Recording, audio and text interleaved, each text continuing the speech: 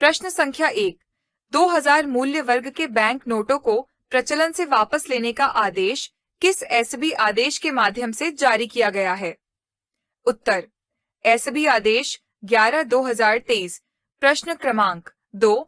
SB आदेश J1/2023 के संबंध में निम्नलिखित में से कौन से कथन सत्य हैं? उत्तर एक दावेदार को भुगतान के हस्तांतरण के लिए मृत्यु दावा मामला प्रस्तुत करते समय अपने बैंक खाते पीओ बचत खाते का विवरण प्रदान करने और बरी होने पर खाता विवरण हस्ताक्षर प्राप्त करने के लिए जागरूक किया जाना चाहिए। भाग ताकि नामांकित व्यक्ति दावेदार को इसे प्राप्त करने के लिए दोबारा डाकघर जाने की आवश्यकता न पड़े। चेक के माध्यम से भुगतान। 2। मृतक दावा मामलों के निपटान के लिए उप डाकघर प्रधान डाकघर द्वारा कोई अलग से मंजूरी झापन जारी नहीं किया जाएगा। प्रश्न संख्या 3। 2000 मूल्य वर्ग के बैंक नोटों को प्रचलन से वापस लेने का आदेश किस एसबी आदेश के माध्यम से जारी किया गया है? आरबीआई ने अपनी किस नीति के अनुसार में वापस लेने का निर्णय लिया है? उत्तर एसबी आदेश 11/2023 और स्वच्छ नोट्स नीति। प्रश्न संख्या 4। एसबी आदेश 11/2023 प्रचलन मूल्य वर्ग से बैंक नोटों की निकासी के लिए जारी किया गया, जो कब तक प्रभावी है? उत्तर 30/9/2023। प्रश्न संख्या 5। एसबी ऑर्डर 0/2023 के संबंध में निम्नलिखित में से कौन से कथन सत्य हैं? उत्तर 1। एक बार जब मृतक दावा मामला पूरे दस्तावेजों के साथ प्राप्त हो जाता है तो आगे सत्यापन किया जाता है पीआरआई P से SDI P के माध्यम से आवश्यक नहीं है। 2। सभी डाकघर निर्धारित अनुसार मृतक दावा मामलों का निपटान सुनिश्चित करेंगे। समय रेखा मानदंड अर्थात 1 कार्य दिवस जहां नामांकन मौजूद है और 7 कार्य दिवस अन्य मामलों में दिन। प्रश्न संख्या 6। 2000 मूल्य वर्ग के बैंक नोटों को प्रचलन से वापस लेने के लिए एसबी आदेश 11/2023 के संबंध में निम्नलिखित में से कौन सा कथन सही है? उत्तर 1। 2000 मूल्य वर्ग के बैंक नोट वैध मुद्रा बने रहेंगे। 2। डाकघरों में विनिमय के लिए 2000 मूल्य वर्ग के बैंक नोट स्वीकार नहीं किए जाएंगे। 3। कार्यालयों इकाइयों में किसी भी डाक लेन देन के लिए 2000 मूल्य वर्ग के बैंक नोटों को अस्वीकार नहीं किया जाना चाहिए। प्रश्न संख्या 7। 2000 मूल्य वर्ग के बैंक नोटों को प्रचलन से वापस लेने के लिए एसबी आदेश 11/2023 के संबंध में निम्नलिखित में से कौन सा कथन सही है? उत्तर 1।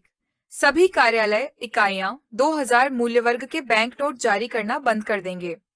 2। 2000 मूल्य वर्ग के बैंक नोट एटीएम से नहीं निकलते हैं। प्रश्न संख्या 8।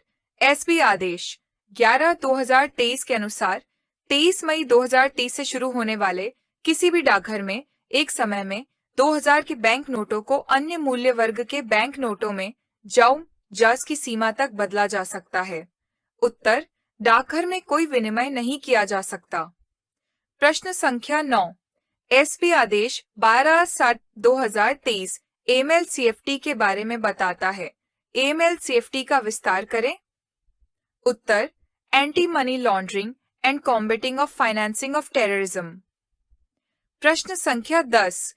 कौन सा संगठन AML-CFT प्रयासों के लिए अंतरराष्ट्रीय मानक स्थापित करने में केंद्रीय भूमिका निभाता है? उत्तर financial action task force FATF। प्रश्न संख्या 11। दिशा निर्देशों का अनुपालन करने के लिए AML-CFT मानदंडों पर संशोधित दिशा निर्देश एसबी आदेश 12/2023 के माध्यम से जारी किए गए हैं। उत्तर financial intelligent unit India FIUIND और financial action task force FATF। प्रश्न संख्या 12। अपने ग्राहक को जानिए KYC, anti money laundering AML, आतंकवाद के वित्त पोषण का मुकाबला CFT मानदंडों पर एक मास्टर परिपत्र संख्या 2 SB आदेश संख्या के माध्यम से जारी किया गया है। उत्तर SB आदेश 12/2023। प्रश्न संख्या 13। SB आदेश 12/2023 के तहत जारी डाकघर बचत बैंक के संदर्भ में केवाईसी AML CFT दिशा निर्देशों का प्राथमिक उद्देश्य क्या है? उत्तर, मनी लॉन्ड्रिंग और आतंकवादी वित्त पोषण गतिविधियों को रोकने के लिए। प्रश्न संख्या 14, SB ऑन ऑर्डर 01/2020 के संबंध में निम्नलिखित में से कौन से कथन सत्य हैं? उत्तर, 1, मृतक दावा मामले केवाईसी दस्तावेजों की प्राप्ति के समय दावेदार के केवाईसी दस्तावेजों को मूल केवाईसी दस्तावेजों के साथ सत्यापित किया जाएगा। 2, यदि केवाईसी दस्तावेजों की भौतिक प्रति पर गवाहों के हस्ताक्षर उपलब्ध हैं, गवाहों की उपस्थिति आवश्यक नहीं है। प्रश्न संख्या 15, सभी आदेश 12/2030 के संबंध में निम्नलिखित में से कौन से कथन सत्य हैं?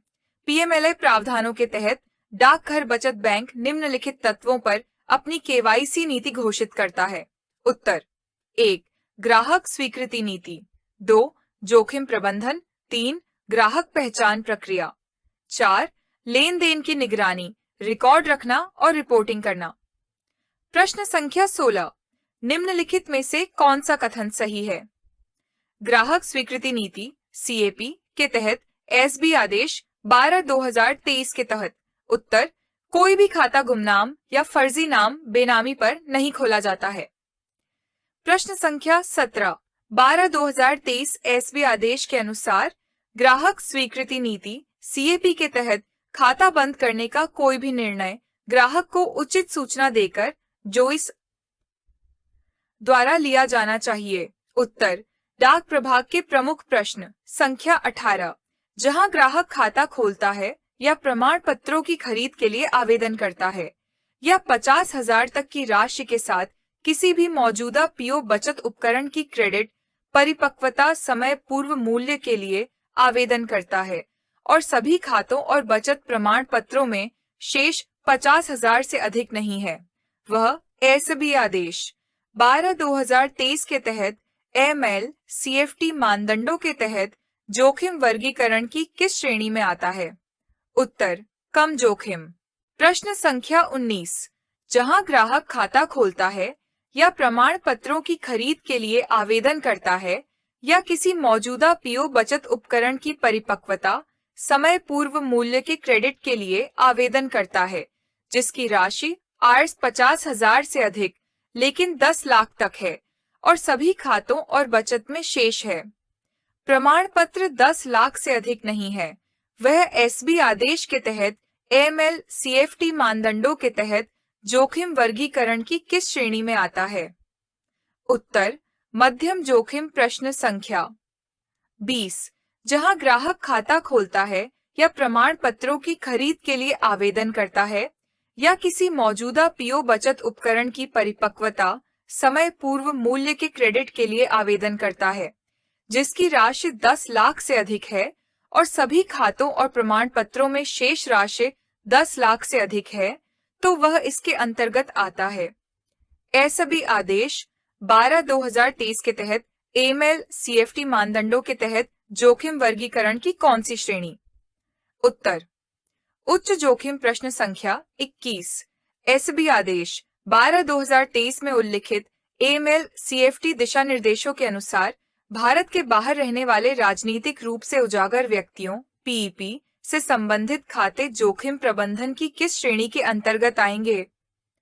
उत्तर, उच्च जोखिम। प्रश्न संख्या 22, नया खाता खोलने विभिन्न प्रकार के खातों या बचत प्रमाण पत्रों के अंतर्गत आने वाले प्रमाण पत्रों की खरीद के मामले में SB आदेश 12/2023 में उल्लिखित AML CFT दिशा निर्देशों के अनुसार CDD KYC मानदंडों का पालन किया जाना चाहिए। CDD KYC का विस्तार करें। उत्तर, customer due diligence, know your customer. प्रश्न संख्या 33, यदि जमाकर्ता जिसने खाता खोलते समय स्थायी खाता संख्या जमा नहीं की है तो निम्नलिखित में से किसी भी घटना के घटित होने की तारीख से की अवधि के भीतर इसे उस डाकघर में जमा करना होगा जहां खाता मौजूद है। घटनाएं जो भी सबसे पहले हो, अर्थात I खाते में किसी भी समय शेष राशि 50,000 से अधिक हो। आई किसी भी वित्तीय वर्ष में खाते में सभी क्रेडिट का कुल योग 1 लाख से अधिक हो।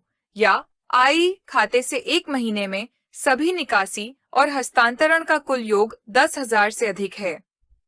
उत्तर 2 महीने। प्रश्न संख्या 24। एसबी ऑर्डर 01/2023 के संबंध में निम्नलिखित में से कौन से कथन सत्य हैं?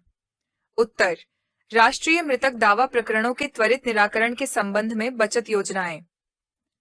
प्रश्न संख्या 25। एसबी आदेश 01/2023 के संबंध में निम्नलिखित में से कौन से कथन सत्य हैं? उत्तर उप डाकघर प्रधान डाकघर द्वारा कोई अलग से मंजूरी झापन जारी नहीं किया जाएगा। मृतक दावा मामलों के निपटारे के लिए एसपीएम पीएम इस पर दावे को मंजूरी देंगे। फॉर्म 11 का दूसरा भाग, जिसे केवल कार्यालय उपयोग के लिए के रूप में निर्धारित किया गया है।